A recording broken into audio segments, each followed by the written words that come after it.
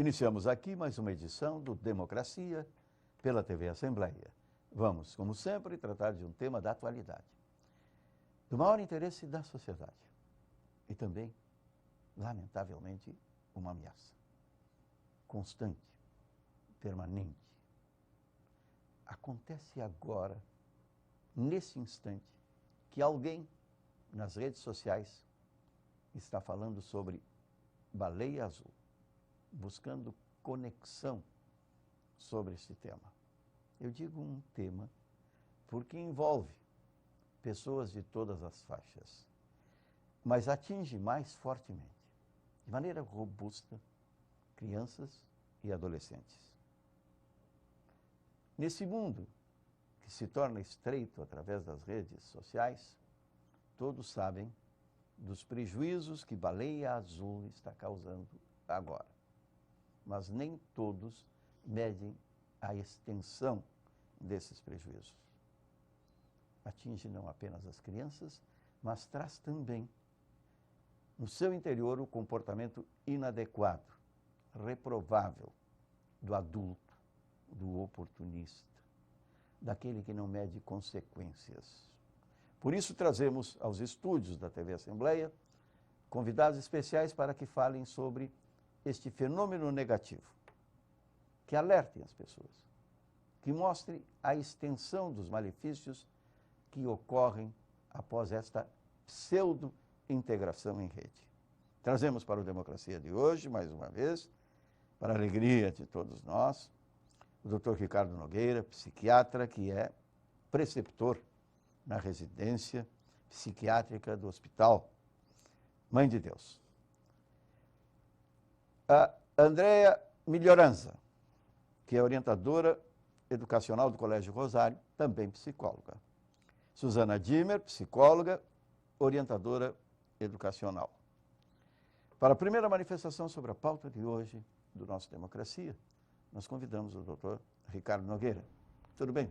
Tudo bem, e é uma satisfação estar aqui hoje, porque a gente sempre vem aqui e reclama que as nossas autoridades não nos ouvem, não nos dão ouvido. Então, quero aqui agradecer a Tânia Moreira, que é a assessora do prefeito Marquesan, que foi muito ágil e muito rápida em fornecer todos os dados, os subsídios e as informações sobre essa situação da baleia azul ao prefeito, e o prefeito também tomou as devidas providências imediatamente. Agora eu espero que essas providências que foram pontuais, elas tenham uma continuação, que não seja só uma coisa factível e pontual. Ou seja, que a gente parta para um programa de prevenção ao suicídio de forma continuada e permanente, porque esse problema ele já existia há muito tempo aqui em Porto Alegre. Já houve um programa de prevenção ao suicídio, mas que também durou por um certo tempo, depois foi interrompido, e diante dos fatos que, na verdade, essa situação da baleia azul, ela só veio botar a nu uma realidade que nós já temos há muito e muito tempo. E não só o prefeito Marquesan, a quem eu cumprimento, o Gabardo, nosso secretário estadual de saúde também, então todos foram muito ágeis, todos agiram prontamente, e também o prefeito Rafael Greca, de Curitiba, porque Porto Alegre e Curitiba são as duas cidades brasileiras com a maior incidência de suicídio entre adolescentes. E houve uma mobilização nacional, né? Então, até ontem eu recebi um exemplar do jornal Extra, lá do Rio de Janeiro, onde nos cita o nosso trabalho, porque o Centro de Promoção à Vida e Prevenção ao Suicídio do Hospital Mãe de Deus é um serviço pioneiro nessa área. E eles vão discorrendo, inclusive uma matéria bem longa, né, e bem consistente, sobre outros movimentos que foram criados de combate à baleia azul. Então agora nós temos a baleia verde, a baleia rosa e o preguiça azul. Achei bem legal isso.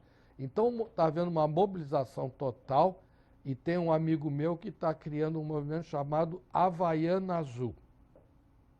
como vocês devem prever, o que que é? Ele acha que tem que tratar com chinelas havaiana azul essa situação. Eu creio que isso é um debate, né?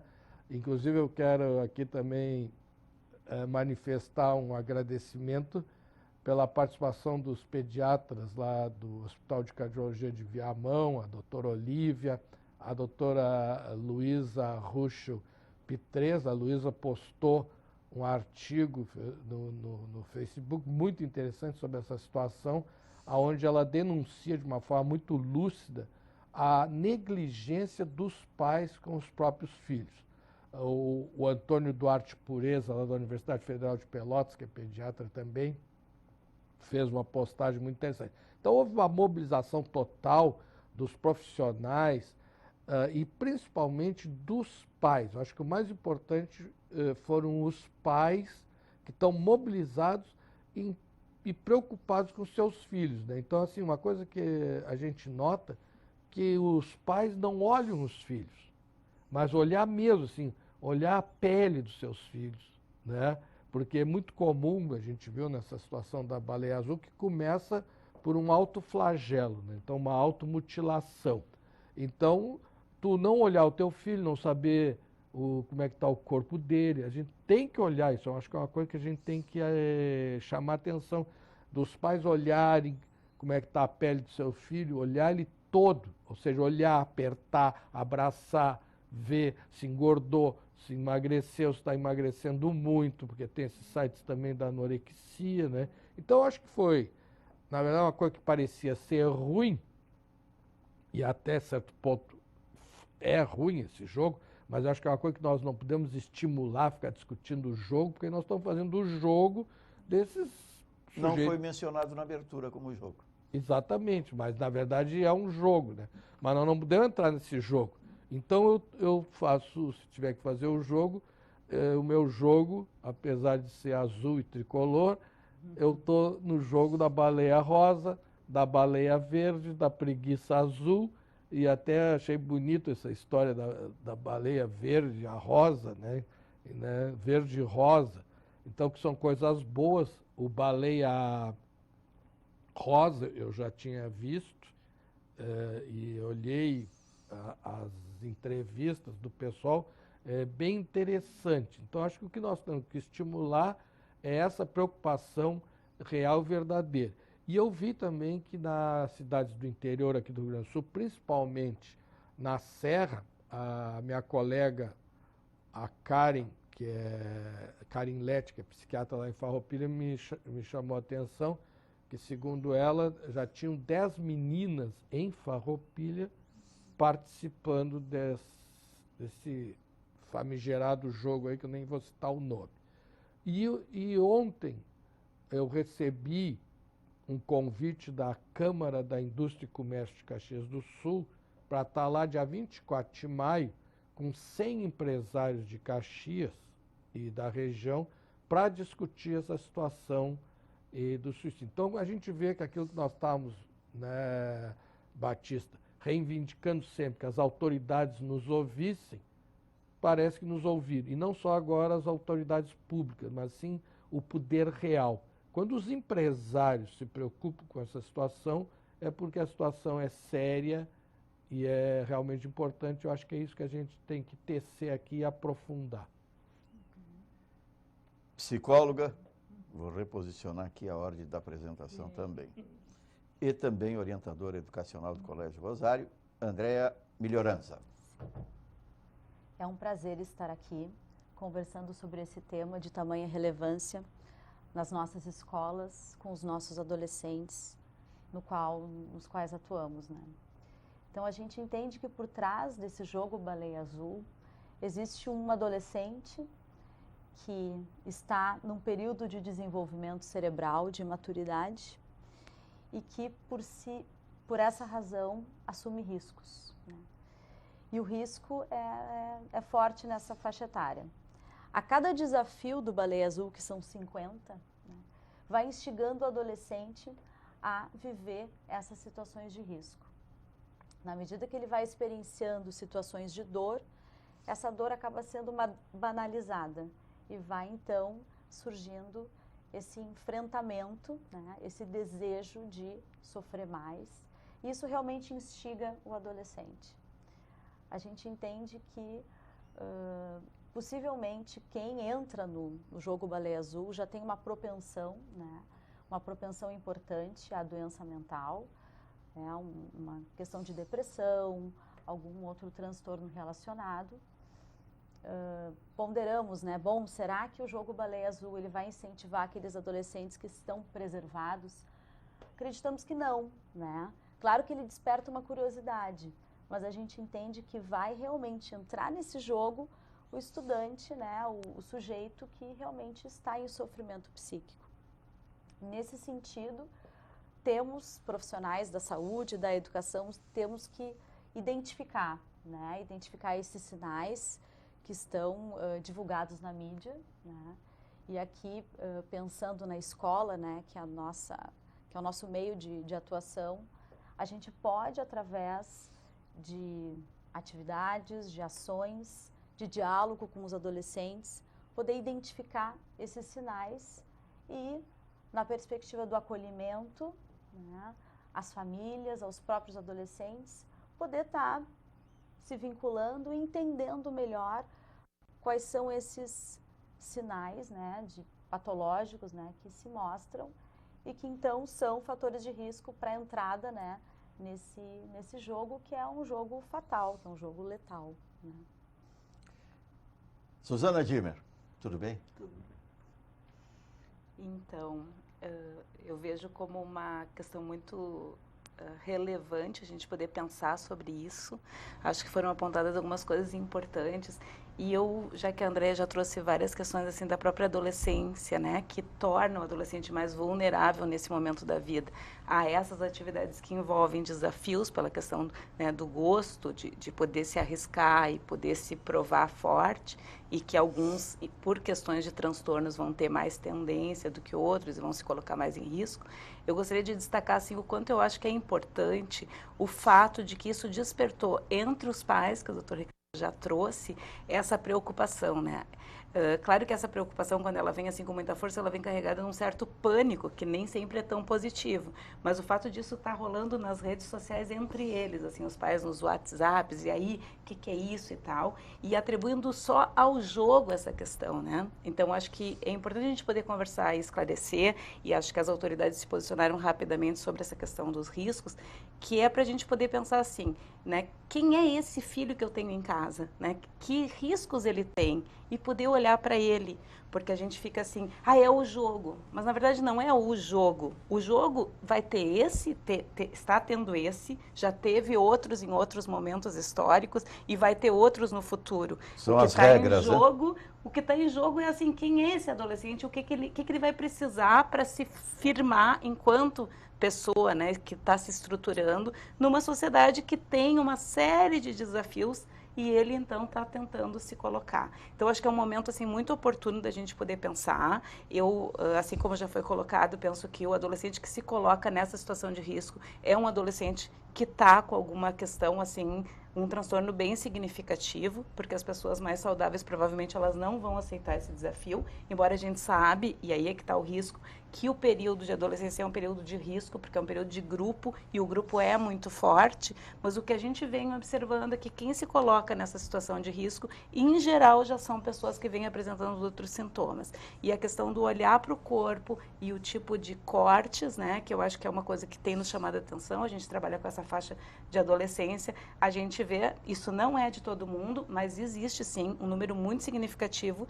principalmente entre meninas, mas já tem alguns meninos também, que se cortam frequentemente e que os pais não têm a mínima ideia disso, né? Então, assim, né, o casaco bem comprido, com a mão de preferência só no dedo e que ninguém enxerga e a criança está se cortando há tanto tempo. Isso vem para nós em colégio, muitas vezes, pelos próprios colegas mais saudáveis que começam a se dar conta, se preocupam e nos trazem isso como questão, o que nos ajuda muito, assim, a fazer intervenção, a poder pensar com eles, a poder pensar com as famílias.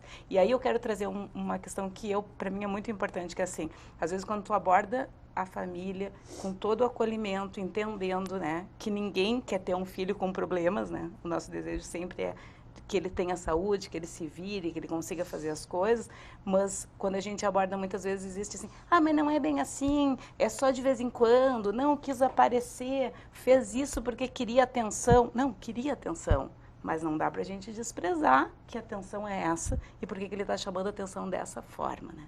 Então, acho que esse olhar materno e paterno numa sociedade que corre para ter, eu acho que é algo assim que está nos dizendo coisas importantes nesse momento que a gente está vivendo. É a responsabilidade da análise comportamental que começa em casa, mas que passa por todos os lugares onde transitam estes adolescentes. Não é assim? A conversa se desenvolve entre os convidados. O que eu vejo é assim, acho que nós temos que ter uma meta-análise. Então, aqui, nós temos que ser científicos. Então, acho que nós temos que usar uma ciência que é exata, que se chama epidemiologia. Então, nós vamos analisar o seguinte, nós estamos passando por uma baita de uma crise econômica que reflete em todos nós. Uma redução da renda, várias pessoas sendo desempregadas, as pessoas que estão desempregadas estão desesperadas, as pessoas que estão empregadas estão com medo de serem desempregadas, isso é real, verdadeiro, e isso está afetando a tudo e todos. Então, isso está afetando os pais e reflete nos filhos, que estão com medo de ter que sair do condomínio que eles moram, de não ter mais as viagens que têm e assim por diante. Isso é um fato. E isso nós estamos vendo aí em percentuais. Então, um aumento dos suicídios no Brasil inteiro, geral, em lugares que nunca tinha havido. Outro, o Brasil, pela primeira vez na sua história, é o país com a maior incidência de depressão da América Latina. Nunca aconteceu isso. Nós sempre ficamos atrás do Uruguai, da Argentina, do Chile. Hoje nós somos o primeiro, infelizmente. O Brasil tem hoje de 5,6% ou quase 6% de pessoas com depressão. Nunca teve isso. 11 milhões de pessoas com depressão. E, infelizmente, sempre no Rio Grande do Sul, o Rio Grande do Sul é o estado que tem sempre em primeiro lugar. Aqui a depressão sempre já teve uma alta incidência. Apenas uma consideração, embora não seja aqui da nossa responsabilidade durante o programa. Mas é verdade e é importante que se considere o fator econômico como determinante do aumento do número de depressão. Isso já é comprovado. Por quê? Por quê? Porque mais atrás, os melhores níveis de vida da América Latina, em média, eram da Argentina, do Uruguai e do Chile. O Brasil viveu nos últimos anos uma ascensão no tecido social, com a inclusão de novas pessoas e novas famílias na chamada classe média. De repente perde isto. Então a depressão vai atingir exatamente esta camada populacional. Uma camada que está situada na classe média, que eu digo sempre, é aquela que tem medo de perder o que nunca teve. É a possibilidade de no futuro trocar de casa, de no futuro viajar, de no futuro comprar um carro novo. Não é por aí? Exatamente. Tá, isso aí está comprovado, né? Então tem vários e vários autores, economistas do mundo inteiro que escrevem sobre isso e provam isso. Então nós temos que nos agarrar a isso. Aumentou a incidência da depressão. Então o Brasil é o primeiro da América Latina, o quinto do mundo, com 11 milhões de pessoas com depressão. Então se aumentou a depressão, vai refletir. Outro dado. A maior causa de suicídio, o que aumentou mais do suicídio, é entre as meninas. A maior causa de morte entre meninas, adolescentes, dos 14 aos 19 anos, é suicídio. Porque elas não têm doença nenhuma que mate. Vão morrer de quê? Entre os meninos, o suicídio é a terceira. Primeiro é homicídio, acidente de trânsito e suicídio. Então nós temos que ter essa clareza, saber disso. Correto? Outra coisa, aumentou a incidência do alcoolismo no Brasil. Entre as meninas, destacadamente. Principalmente entre as meninas de idades cada vez mais precoces. Então, por exemplo, a situação chega numa situação que já não é mais preocupante, é alarmante. Então, o que ocorre? Nós estamos falando de crianças de 14 a 19. Agora já está aparecendo dos 10 aos 14. Então, nós estamos tendo pacientes que usam crack, cocaína, desde os 10 anos de idade. Isso não existia. E, consequentemente, crianças dessa faixa etária que também estão tentando se suicidar e até suicidando. Pelos dados do Centro de Informações Toxicológicas, o CIT, do Rio Grande do Sul, nos últimos 8 anos, houve um aumento da incidência de tentativa de suicídio de 44,4% nessa faixa etária, dos 14 aos 19, principalmente entre as meninas, por intoxicação medicamentosa. Então, vê o perigo. As pessoas procuram, muitas vezes, o tratamento, e às vezes esse tratamento pode ser a causa do suicídio, porque elas pegam essas medicações, mas não pegam só as dela. Pega a medicação do pai, da mãe, da avó, até do cachorro pega. E junta tudo e toma. Então nós estamos aí diante de um coquetel molotov. Houve aumento de 100% do alcoolismo no Brasil, era até a década passada 9%, hoje é 18%. 18%. Presta bem atenção. 18%. Em todas as faixas? Geral. Em todas as faixas. Então presta muito bem atenção. Se vende no Brasil muito mais aguardente do que leite. A produção de cachaça no Brasil é muitas vezes maior que a de leite. Então a gente tem que parar com esses dados. Então é o seguinte, vou dar um exemplo, real e verdadeiro. Vocês trabalham com uma população de 3 mil alunos. E aí, indiretamente, isso multiplica para mais 3 mil pais, 3 mil mães, 3 mil irmãos. Que população é essa? Essa população, como todas as outras, tem esse reflexo. 18% são alcoolistas. A depressão atinge 6%. E aí vai. Então, a maior causa de morte entre as meninas está, como a gente citou. Então, dentro desses dados que a gente tem que trabalhar, para saber com o que tu está lidando, entendeu? Porque se tu não tem esse conhecimento, aí tu fica tateando e entra naquela coisa do achismo. Eu acho isso, eu acho aquilo. Não tem nada, isso não é, achar não é científico. Ou é ou não é. Ou tu prova, tem que ser refutável, né? Tem que ter dados concretos. Então, em cima desses dados que nós trabalhamos. Então, o Centro de Promoção da Vida e Prevenção do Suicídio do Hospital Mãe de Deus trabalha com esses dados, sensibilizando as pessoas para esses fatos. A partir do momento que a pessoa se sensibiliza com a epidemiologia, aí a gente parte para o trabalho efetivo. Nós estamos chegando ao final do primeiro bloco de Democracia aqui pela TV Assembleia, abordando baleia azul. Vou suprimir mais uma vez. Não vou dizer aqui o que é a baleia azul. Vocês vão falar sobre as consequências.